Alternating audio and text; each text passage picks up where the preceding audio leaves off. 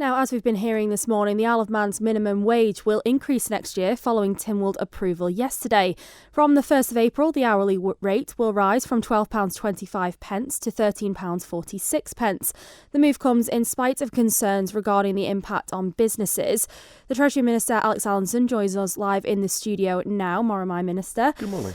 First of all, were you confident that this would be approved? No, I mean, we had a really quite extensive debate in this Tynwald. If you think back at the beginning of the year, we had lots of discussions about minimum wage. In May, the Department for Enterprise produced a paper looking at trying to link it with average earnings, median earnings, and we had a big debate in July as well. And this was there was the commitment to come forward in October with a 6-month window, so that people knew exactly what was going to come in to April. But nothing is ever taken for granted.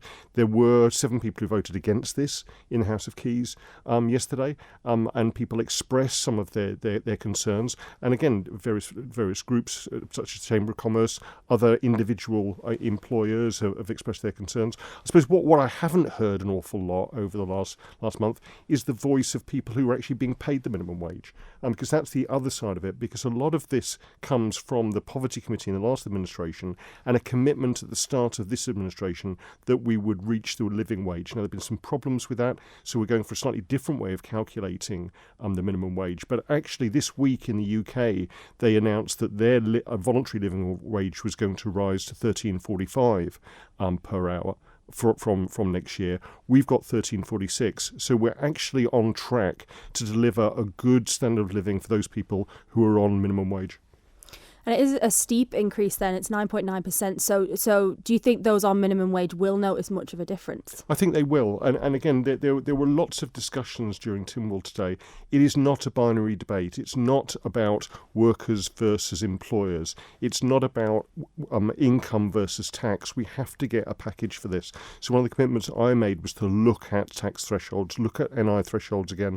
One of the commitments the Department for Enterprise made was to look at the various support packages that are available for local businesses, particularly those small businesses who rely upon people who are being paid the minimum wage, as we transition to a new way of calculating the minimum wage, living wage, into next year.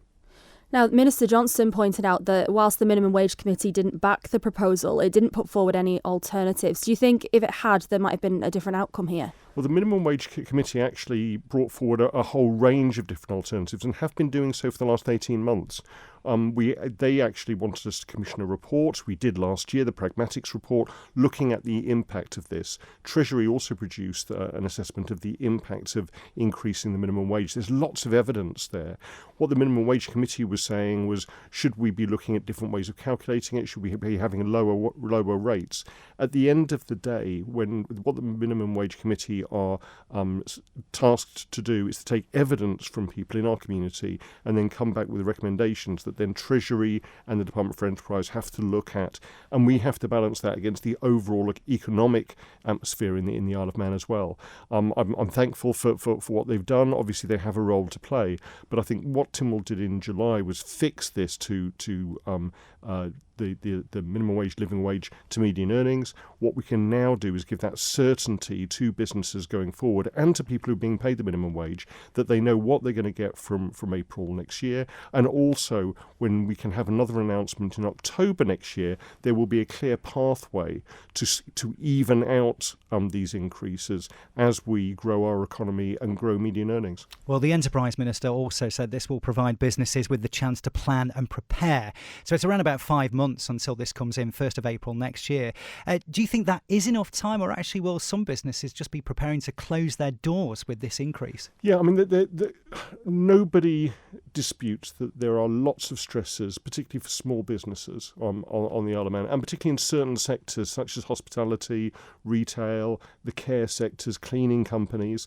We know that they've been hit by increased costs, increased energy costs, and obviously those people who employ a lot of staff are going to be hit by this if they're paying the minimum wage. However, We also know that if you can plan ahead, adjust your prices, adjust your business models, and there is help available to do that, we can actually get through this together. But 5 months will whiz by. That will go by so quickly. Is this really enough time? It will, but we've been talking about this for 5 years. We set a clear pathway in the Ireland Plan at the start of this administration to meet the living wage. We've actually backtracked on that. We've delayed that. We've phased that in. We're now going for median earnings. So we've given business an awful lot of chance there to adjust. At the same time as they're having to adjust to lots of other pressures as well. This isn't, as I said, a binary debate. This is trying to support the local economy, support local workers, support local employers, so we can all benefit from increased prosperity on the Isle of Man. And at the same time, obviously, attract more businesses over here, attract more visitors over here, get more footfall in our town centres. It's all part of an overall government policy. But this is a commitment by Tynwald which has now been delivered this week. We've had a lot of comments about small businesses, so we'll come back to that in just a few moments. But just want to ask you, Minister, your Ramsey colleague, Mr Hooper, suggested a phased increase, jumping to £13 initially and then jumping up even more in October. Obviously, you didn't go with that. Do you think that was a bad idea? What we had in July was a change in emphasis in terms of the initial idea to twin this with the living wage. Now, it gets complicated because we've got minimum wage, we've got real living wage, we've got national living wage. Basically, the living wage is a mathematical calculation based on a basket of goods. And what they found on the Isle of Man and in the UK is that calculation has become really difficult to make over the last year. So the living wage report we had earlier on the year actually set the living wage over £16, and even they said that's too much and downgraded it to £13.74. Laurie Hooper and the Poverty Committee said we should be meeting the living wage, and so he said we should be getting to the £13.74. We have said, from a government perspective, that with the inaccuracies in the living wage calculations and the concern about that, actually we should go for median earnings. That's a better way of trying to benchmark what the minimum wage should be. So we did have, again, rehashing some of the debates in July about the best way of calculating a minimum wage for the people of this island.